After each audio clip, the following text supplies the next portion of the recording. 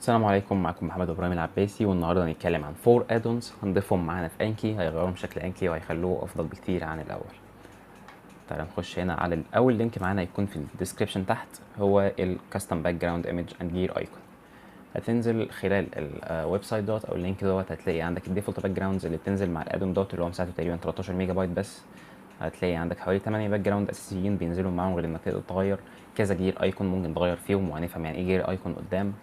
وبعدين هتلاقي عندك الكريدتس وقبلها التشينج لوج بتاعه، وطبعا الباترن بتاعه اللي هو ازاي تبقى منتسب ليه، يعني زي اليوتيوب ممكن تبقى منتسب لحد عليه، فده برضو كأنك بتدعمه.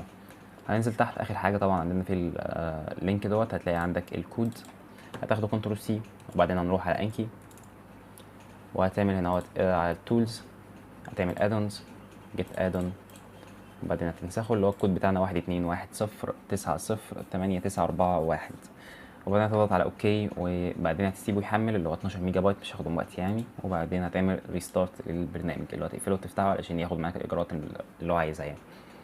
هتلاقي الباك جراوند اتغيرت معاك بالشكل دوت، وظهر معاك الانكينج فوق. تضغط عليه وتروح على كاستم باك جراوند اند جير ايكون. اول حاجه معانا وهو الاثنين اللي فوق دول هتغير منهم من الباك جراوندز اللي عندنا. فعلى سبيل المثال هو بينزل اصلا بالباك جراوند الاصليه اللي هي ميك واي، لو فتحناها هتلاقيها بالشكل Ugh. Brother, ugh. What's that? What's that, brother? ده الباك جراوند اللي بتنزل غالبا معاه وبيختارها لك، وممكن تغيرها لنفس الطريقه يعني. هتروح على الثلاث نقط دول وتختار، انا مثلا بستخدم المون ماونتنز ديت، وبعدين هستخدمها. هل ممكن استخدم انا باك جراوند مخصصه من عندي؟ طبعا ممكن تعمل اوبن ايمج هولدر هنا، تخش برضو على الباك جراوند وتختار اي حاجه. فعلى سبيل المثال ديت صوره انا ضايفها اصلا فمش عايزها هنا، الصوره دي برضو انا اللي ضايفها مش عايزها هنا. ممكن تضيف اي صوره وهتظهر معاك برضو وتختارها بنفس الطريقه. نكمل تاني، فعندك هنا الجير ايكون. طب ايه هو الجير ايكون؟ هو ده اللي انت بتضغط عليها ديت يظهر لك الاوبشنز بتاعت الديك كاملا، هي ديت الجير ايكون بتاعتنا. فهتعدلها برضو من انكينج كاستم باك جراوند، وهتختار هنا اللي انت عايزها. الديفولت بتاعتك بتكون الجيرز اصلا، اللي هي بيكون الشكل التقليدي تماما، بس انت ممكن تغيرها يعني لو انت بتحب الكستمايزيشن وبتحب انك تكون رايق شويه. فانا بحبها سكول. في عندك الستار سان نيرد، كاوبوي وغيرهم كتير يعني، ممكن تختار منهم. الاصليه غالبا بتكون يا انكينج يا جيرز يعني اللي بيختارها لك يعني، فانت بتختارها كده وبس كده. ده كان اول ادون معانا. تاني ادون وهو ريفيو هيت ماب اللي تحت ديت، اللي بيبين لك انت ذاكرت قد ايه وما ذاكرتش قد ايه، ويوم ايه انت ذاكرت فيه ويوم ايه اللي ما ذاكرتش فيه، وهكذا. ازاي هنثبتها عندنا بنفس طريقه الادون الاولانيه، وانك هتروح على التاني لينك معانا في الديسكريبشن واللي هو ريفيو هيت ماب. هننزل تحت طبعا هتلاقي الصوره اللي بتوضح لك كل الكلام دوت، هتلاقي التشينج لوج، هتلاقي نوت فيديوهين، لو ضغطنا على واحد فيهم هيوديك على اليوتيوب بتاعه اللي هو هيوضح لك ازاي تثبت الادون الاولانيه والابديت بتاعها، بس احنا هنا بنشرح يعني بسيط واسرع منه كتير. هتختار هنا الكود بتاعها تعمل له كوبي، هتروح هنا برضو على تولز، ادونز، جيت ادونز، وهتحط الكود وبعدين تعمل اوكي، وبعدين ريستارت وتفتح البرنامج تاني. هيظهر معاك ريفيو ويت ماب تحت بالمنظر ده. ممكن تعدل عليها من الاعدادات ديت. هتخش هنا الاعدادات، هتلاقي عندك الكار سكيم بتاعتها، اللايم والريف هما الاتنين تعتبر نفس الحاجه. عندك الفريم مثلا اللي هي بتبقى باللون ده، بيبقى شكلها لطيف صراحه، بس بالنسبه للباك جراوند بتاعتي افضل حاجه هتكون الايس معانا. هنختار الايس، هتظهر باللون الازرق غالبا. فتعال نتصفح بقى الاعدادات بتاعت الكلام دوت. هتلاقي عندك مثلا الهيت ماب فيزابيليتي اللي موجوده بره على المين سكرين، اسمها مين سكرين. الديك سكرين جوه، وبعدين الستيت سكرين. الستيت سكرين ديت هنشوفها ازاي. هنخش جوه ونشوف الستيت سكرين دلوقتي والديك سكرين. فعلى سبيل المثال انا عندي الفارما بتاعت الهوست ديفنس، هنخش عليها.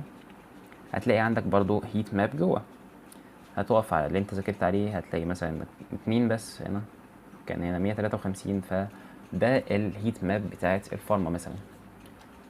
هتروح هنا تقول لي طب الستيتس اللي هو كان الاوبشن التالت، هتروح على الستيتس هتضغط عليها فوق كده، هتلاقي هيت ماب باللاست 12 مانثs، هتلاقي مكتوبه هنا. فديت الهيت ماب بتاعتنا بتبقى حاجه كويسه جدا بالنسبه سواء كان اوفرول او للديك ده. فدي كانت تاني ادون معانا. هنخش على تالت ادون واللي هي colorful tags، اللي هي hierarchical tags ديت اللي بتبين لك بالشكل ده. هتقول لي ايه فايدتها؟ اقول لك تعالى دلوقتي نثبتها الاول وبعدين نقول ايه فايدتها. هننزل تحت بنفس الطريقه المعتاده، هتاخدها كنترول سي للكود بتاعها، وعلى تولز ادونز جيت ادونز، وبعدين كوبي او بيست قصدي يعني. بعدين هتعمل اوكي وريستارت البرنامج ونفس الحلقه المعتاده. هتقول لي هتظهر فين؟ هقول لك هنروح على البراوز وبعدين تحت على التاجز.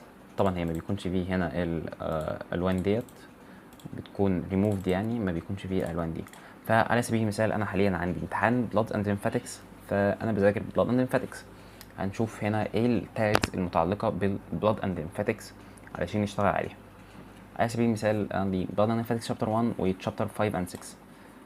فشابتر 1 هنا انا هاخده هعمل له assign color، بما اني بذاكره حاليا فهو اكتف فانا هديله اللون الاخضر. الشابتر 5 اند 6 هو اكتف برضه هديله اللون الاخضر. فبالتالي انت اول ما تخش على سبيل المثال هنقفل الكلام ده فيبقى معاك التاجز بالشكل ده. فهنا بيبين لك البيجز طبعا شابتر 1، البيجز بتاعت شابتر 2 ده السيل انا قصدي انا اسف بتاعت شابتر 5 اند 6، ف 34 صفحه بس شابترين، فتقدر تختار منهم. فديت مثلا اللي موجوده عندنا في شابتر 5 اند 6 معانا حوالي 300 سؤال او حاجه شبه كده مش فاكر تقريبا يعني تقريبا. ده كان تالت ادون معانا. ده بقى نخش على رابع واخر ادون وهو الادفانسد براوزر.